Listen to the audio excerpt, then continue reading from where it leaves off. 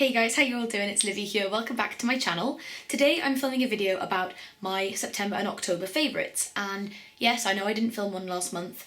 I didn't actually have enough products to go into a favourites video, and I didn't think you guys would be enjoying it if I filmed a video with like 3 products in it, because that would just be silly. I figured now I would film my September and October favourites, so without further ado, I'm going to jump straight in. So first of all, I have 3 brushes to show you, and they're all from A Design. You guys know I have an ongoing love affair with A Design makeup brushes. There is something about the formulation of the bristles, the quality of the brushes themselves, how well they wash, how well they dry, how well they hold their shape, and the way that they apply product, I absolutely love. You guys know that I first discovered them at IMATS earlier this year, and I haven't gone back since then. I've loved them ever since. So I have 3 new ones to show you, and they are all part of this fancy schmancy little kit, and they all look like this.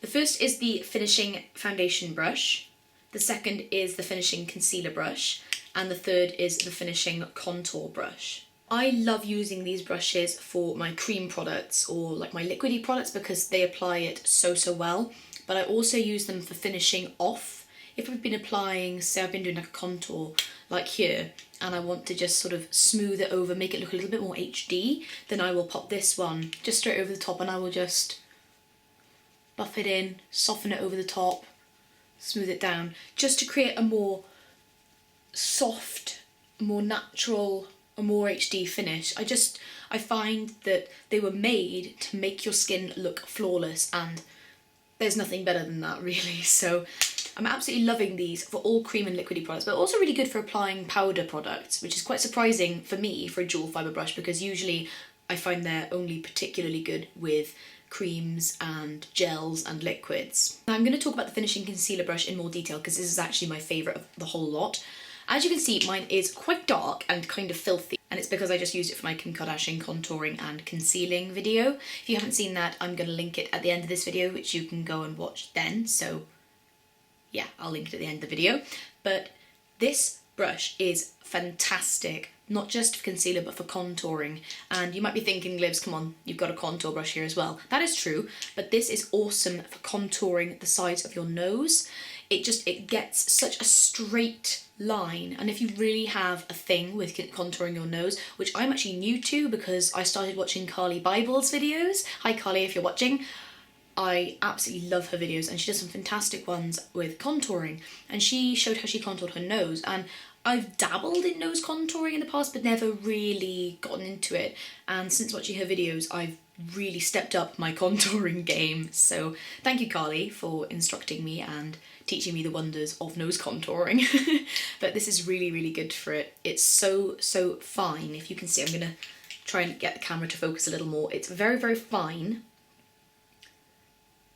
but it's got good movement, but it's still very firm at the base, which is exactly what you want from a really good brush, because you know they're going to be good if the bristles hold really firm at the base, but they have enough movement at the top for you to blend. That's what you want.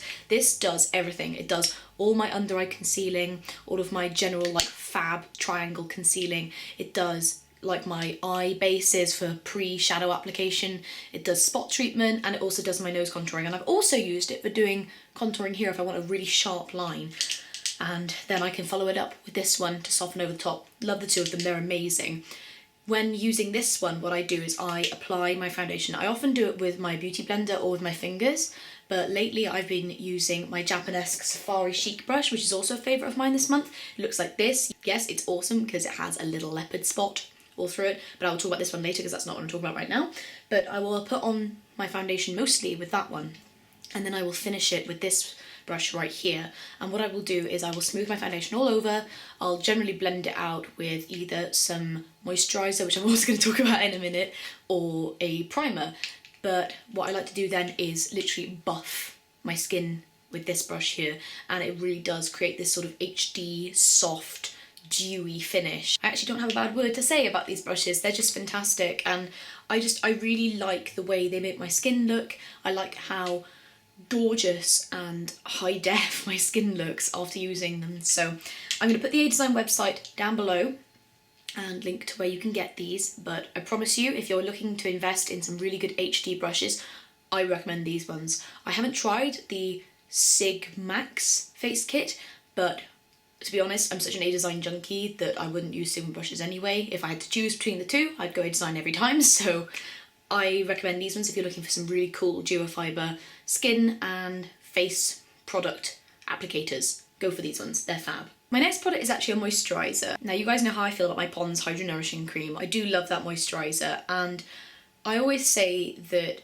it's good to try new products because then if they're not any good, then you can go back to one that's like an old faithful. But after watching a lot of the Pixie Woo videos, which I've been watching for ages because they're both fantastic, Sam and Nick, they're both just wonderful, so gifted, so talented. I noticed that Nick uses Oilatum moisturiser. And while I don't have a dry skin type, I've always been really intrigued by this moisturiser. I've always heard really good things about it, so I thought, you know, what the heck, while I don't have dry skin, I'm going to give it a whirl and see how it fares. And if I'm being honest, you can see how much I've used because I've drained nearly the entire tube. I've got about this much left. I got this about a month ago, and it's because Matthew, otherwise known as my boyfriend in case you guys didn't know, uses this too.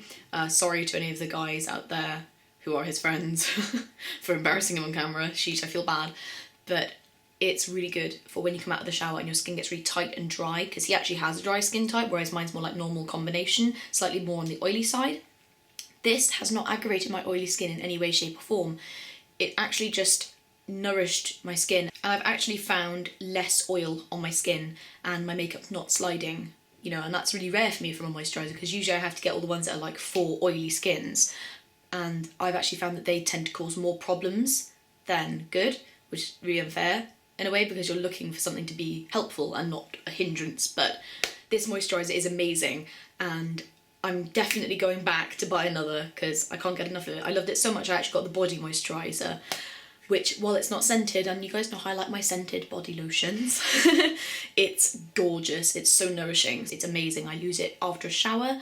I also put it on before my makeup, so it gives my skin a really good priming base to work with. It's fantastic, can't recommend it enough. It's also quite cheap, so if you're looking for a good cheap moisturiser and maybe you didn't get on too well with the Pond's Hydro Nourishing Cream, then give this one a try. I recommend it hugely, it's awesome. The next thing I have to talk to you about are two foundations. I follow the lovely Beauty by JJ, otherwise known as Jenny, here on YouTube, on Twitter and on Instagram. Hi Jenny, if you're watching as well. I also follow her on Twitter and on Instagram, and she's been talking, this was a little while ago, about how nice her skin looks when she combines Revlon's Photo Ready with Revlon's Colour Stay. And to be fair, her skin looked incredible in the picture that she posted on Instagram. So without further ado, I guess, I popped out to Boots to pick up both a Photo Ready and a Colour Stay, both by Revlon, in case you're wondering. And the Colour Stay I picked up in quite a light shade and the Photo Ready in a slightly darker shade, so that when I mixed the two, it would be right for my skin. And I found that the Photo Ready is definitely nearer to my natural skin tone, which got a little darker over the summer, than the Colour Stay. But nevertheless, when I put them together, it's also a really good match for my skin. And to be fair, it lasts all day. It didn't slide once. It was so good. I was so pleasantly surprised by how great the coverage was when you pushed the two together. The colour was great on me, the finish looked gorgeous, it was still very flawless, very dewy, which I like. While I have oily skin, I still like it to look a little natural rather than like so matte. It's like, oh god, why are you wearing a mask? You look frightening. So it's good. I really like the two of them together.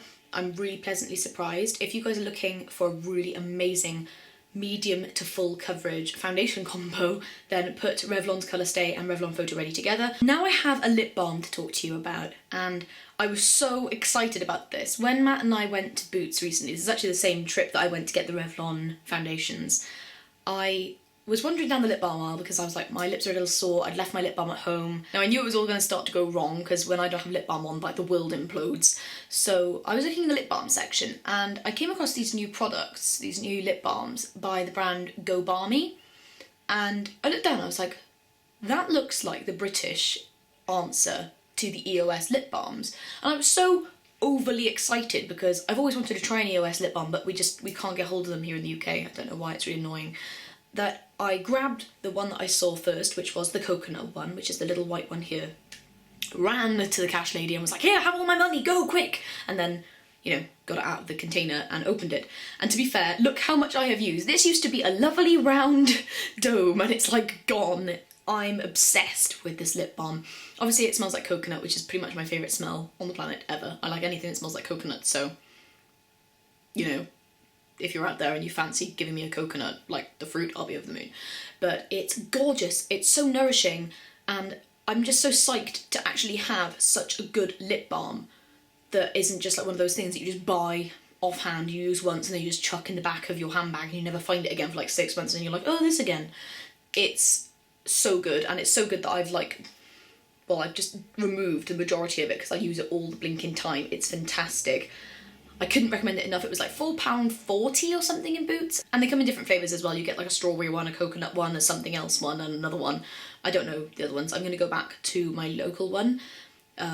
They don't sell them in all Boots, I don't think. They might do now, but I found this in one Boots around Swansea, and then I looked at another one in Swansea and it wasn't in there, so I'm guessing they only sell it in one particular one. But it was quite a big Boots, to be fair, so that might make more sense. But they were amazing. Go and check out their website because you may be able to order from there. I'm sure you would be able to. I don't know if they sell them in Superdrug, and I don't know if they sell them in the US. I would Google them. They're also on Twitter, so you can ask them, I guess. But if you're looking for a really good, well-priced lip balm, and you've always wanted to get your hands on the EOS ones, go for this one. This is the Balmy, by the brand Go Balmy. And yes, mine is filthy. It used to be gorgeous and bright white, but I use it so much it's like filth now. So it's gorgeous, and it's got a little bit of SPF in it, SPF 15. And yeah, their website is just www.balmy.co.uk, balmy spelt like balm, and then with an I on the end. Now I've got a mascara from That Origin to show to you, and it is really, really good. I was actually really pleasantly surprised because most foundations? What? Most mascaras that I like tend to come from one company, which is L'Oreal. I really only seem to like their mascaras, and Lancome, which would make sense seeing as they are essentially the same company. So I wasn't too sure about this at first. I was a little bit like, They did send it to me to review, and I'm just being honest with you guys. They just sent this to me through the post to review, and I am being completely honest, I really wasn't sure. When I opened the package, I was like, mascara, I'm probably not going to like it. And actually, that couldn't be further from the truth. It's completely fantastic. In fact, I wish I wasn't wearing mascara right now to show you it on. This has been in my mascara box, of which there is like a billion mascaras in there, it's unreal, for about 2 weeks, and then I picked it up and I was like, look, I'm just going to try it, I'm just going to bite the bullet and try it. And I looked at the wand, and again, I looked at it and I just thought, that looks so straightforward, it looks like the most normal mascara wand ever. I wasn't sure how it was going to, turn out. I'll be honest, this is as good as my L'Oreal Telescopic Mascara, and I've never, ever really said that about any other mascara other than my Revlon Grow Luscious. This is brilliant, and I was so pleasantly surprised. For girls who have sensitive eyes or who have allergies, whose eyes water, things like that, any people who actually just suffer from allergies and therefore your eyes water, this mascara is a godsend. I don't have itchy eyes and I don't have allergies, but I'm a contact lens wearer, and I have noticed sometimes that some mascaras make my eyes go bang, and they're like, nope, get it off, and I'm just like, trying to like swim through the tears. It's unreal. This is specifically made for sensitive eyes, and there are 98.5% natural ingredients. I couldn't have been more pleasantly surprised by this. I really didn't think I was going to like it because I'm so loyal to L'Oreal for mascaras, but this is something I'm actually going to repurchase when it runs out because I like it that much. So that's really big for me to say about mascaras. So yeah, go check out their website. If you are a sensitive eye person, or you just have allergies or dry eyes, anything like that, and therefore your eyes are a bit of a pain, I would really recommend this mascara because it makes your lashes look so long, really fluffy. It's lengthening, it's volumizing, it just makes them look like Bambi, basically. It's great, so fully recommend this if you are looking for a really, really, really good mascara. And finally, I have a brush from Japanesque to talk to you guys about. This is the Safari Chic Kabuki brush, and it's awesome because it has a leopard print spot on it. This is really, really cool. This is such a good brush. I was so psyched when I first saw it because I was like, oh my god, it looks so cool, it's got like a spot and it looks like a leopard, but it's not a leopard, it's a brush, I was all like, woo! My first thought was actually to put my foundation on with it. I'm not sure why.